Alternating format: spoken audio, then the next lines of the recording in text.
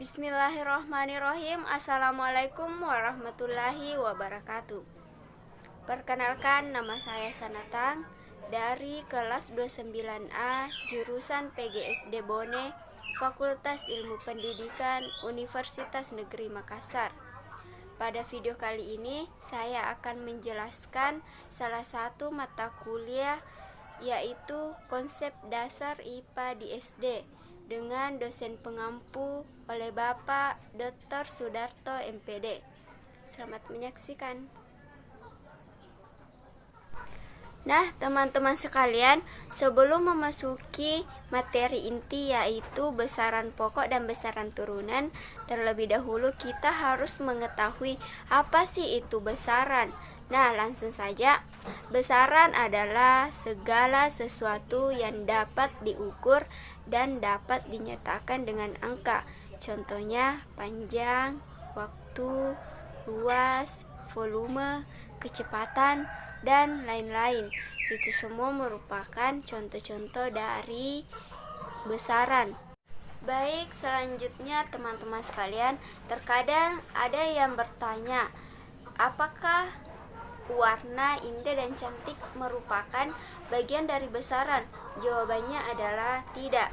Kenapa? Karena warna indah dan cantik tidak bisa diukur dan dinyatakan dengan angka, maka dari itu tidak bisa dikatakan sebagai besaran. Selanjutnya, besaran terbagi menjadi dua bagian, yaitu besaran pokok dan besaran turunan. Sebelum memasuki materi besaran pokok dan besaran turunan, kita juga harus perlu mengetahui apa sih itu pengukuran. Nah, langsung saja. Pengukuran adalah proses membandingkan nilai besaran yang diukur dengan besaran sejenis yang dipakai sebagai satuan. Selanjutnya, hasil dari pengukuran itu dikatakan sebagai besaran. Selanjutnya, kita akan memasuki materi inti atau materi yang akan kita bahas pada video kali ini, yaitu besaran pokok dan besaran turunan. Nah, apa sih itu besaran pokok? Besaran pokok adalah besaran yang satuannya didefinisikan terlebih dahulu dan tidak dapat dijabarkan dalam besaran lain. Panjang adalah jarak antara dua titik di dalam ruang. Lebar, tinggi, jari-jari lingkaran termasuk dalam besaran panjang. Dalam satuan internasional atau SI, satuan dari panjang adalah meter. Satuan standar untuk massa adalah kilogram. Massa adalah jumlah materi yang terkandung dalam suatu benda. 1 kilogram adalah massa sebuah silinder logam yang terbuat dari campuran platina iridium yang disimpan di lembaga berat dan ukuran internasional di Paris dan Prancis. Selanjutnya, untuk mengukur besaran massa antara lain adalah sebagai berikut. 1. Neraca lengan, 2. Neraca kimia, 3. Neraca elektronik atau digital. Baik, kita pindah pada besaran waktu, di mana dalam satuan internasional besaran waktu satuannya adalah second. Adapun alat ukur waktu yang biasa digunakan yaitu jam matahari, jam pasir, jam air, arloji, dan stopwatch. Besaran pokok terdiri atas 7 bagian, yaitu suhu, satuan internasionalnya adalah Kelvin, lambang besarannya yaitu T. Yang kedua, massa, satuan internasionalnya adalah kilogram, lambang besarannya M kecil. Yang ketiga, panjang, satuan internasionalnya adalah M kecil, lambang besarannya adalah L. Selanjutnya, jumlah zat, satuan internasionalnya mol, lambang besarannya N besar. Yang kelima, intensitas cahaya, satuan internasionalnya kandela, lambang besarannya I besar. Yang keenam, waktu, satuan internasionalnya detik, lambang besarannya T kecil. Yang ketujuh, arus listrik, satuan internasionalnya ampere, lambang besarannya I kecil. Untuk memudahkan menghafal bagian-bagian besaran pokok, maka dapat disingkat menjadi SMP jiwa, yaitu suhu, massa, panjang, jumlah zat, intensitas cahaya, waktu, dan arus listrik.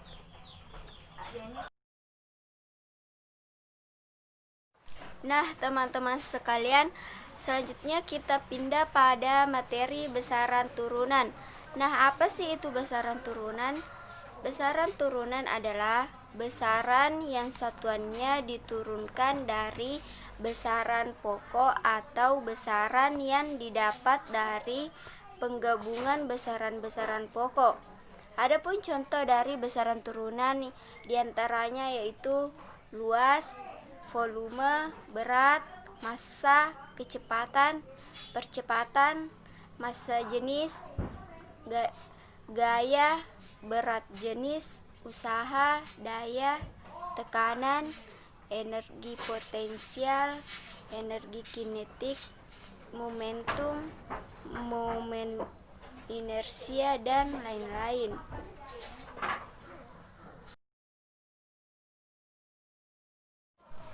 Baik, kita pindah pada dimensi, di mana dimensi adalah cara penulisan suatu besaran dengan menggunakan lambang atau simbol besaran pokok. Dimensi besaran panjang dinyatakan dalam L, besaran massa dalam M, dan besaran waktu dalam T. Persamaan yang dibentuk oleh besaran-besaran pokok tersebut haruslah konsisten secara dimensional, yaitu kedua dimensi pada ruas harus sama. Dimensi suatu besaran yang dinyatakan dengan lambang huruf tertentu biasanya diberi tanda kurung siku. Macam-macam alat ukur diantaranya yaitu mistar, jangka sorong, mikrometer skrup, neraca atau timbangan, stopwatch, dinamometer, termometer, hygrometer, amperemeter, ohmmeter, voltmeter, barometer, manometer, hidrometer, dan kalorimeter. Adapun tujuan atau manfaat dari alat-alat ukur yaitu mistar. Tujuannya yaitu untuk mengukur suatu panjang benda mempunyai batas ketelitian 0,5 meter. Yang kedua, jangka sorong. Tujuannya untuk mengukur suatu panjang benda mempunyai batas ketelitian 0,1 mm. Yang ketiga, mikrometer. Tujuannya yaitu untuk mengukur suatu panjang benda mempunyai batas ketelitian 0,01 mm. Keempat, neraca. Tujuannya yaitu untuk mengukur massa suatu benda. 5. Stopwatch. Tujuannya untuk mengukur waktu mempunyai batas ketelitian 0,01 detik. 6. Dinamometer. Tujuannya yaitu untuk mengukur besarnya gaya. 7. Termometer. Tujuannya untuk mengukur suhu. 8. Hygrometer. Tujuannya yaitu untuk mengukur kelembaban udara. 9. Amperemeter. Tujuannya yaitu untuk mengukur kuat arus listrik. 10. Ohmmeter. Tujuannya yaitu untuk mengukur tekanan atau hambatan listrik. 11. Voltmeter. Tujuannya yaitu untuk mengukur tegangan listrik. 12. Barometer. Tujuannya yaitu untuk mengukur tekanan udara luar. 13. Hidrometer. Tujuannya untuk mengukur berat jenis larutan. 14. Manometer. Tujuannya yaitu untuk mengukur tekanan udara tertutup. Dan yang terakhir 15. Kalorimeter, yaitu memiliki tujuan untuk mengukur besarnya kalor jenis zat.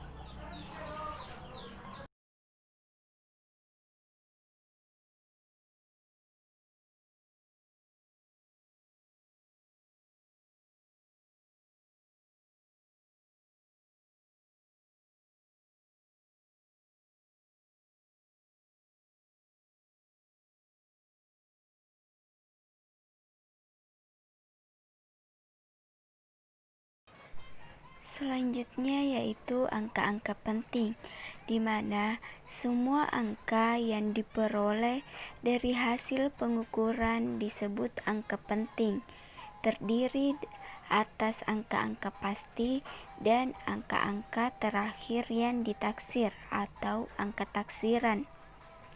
Hasil pengukuran dalam fisika tidak pernah eksak, selalu terjadi kesalahan pada waktu mengukurnya.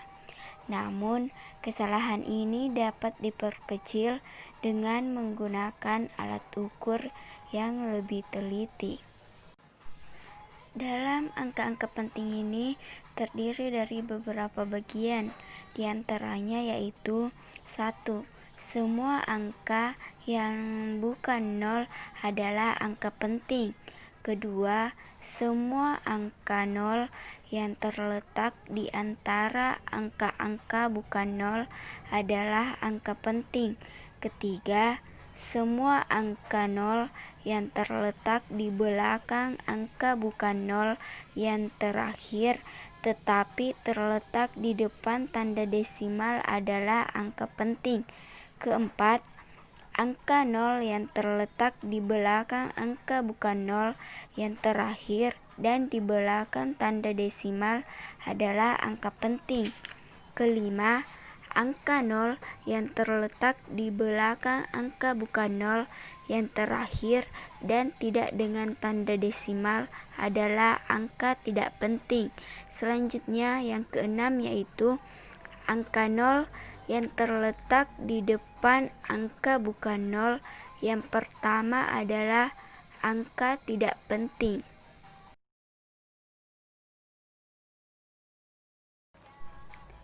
Nah, yang paling penting atau yang harus kita ketahui dalam materi kali ini, adapun kesimpulannya yaitu besaran adalah sesuatu yang dapat diukur, sedangkan satuan adalah pembanding dalam pengukuran. Contohnya, Gilang mengukur meja yang panjangnya 100 cm. Dari situ kita bisa mengetahui bahwa panjang merupakan besarannya, sedangkan sentimeter merupakan satuannya. Selanjutnya, angka dari 100 merupakan besar dari besarannya atau dari panjangnya.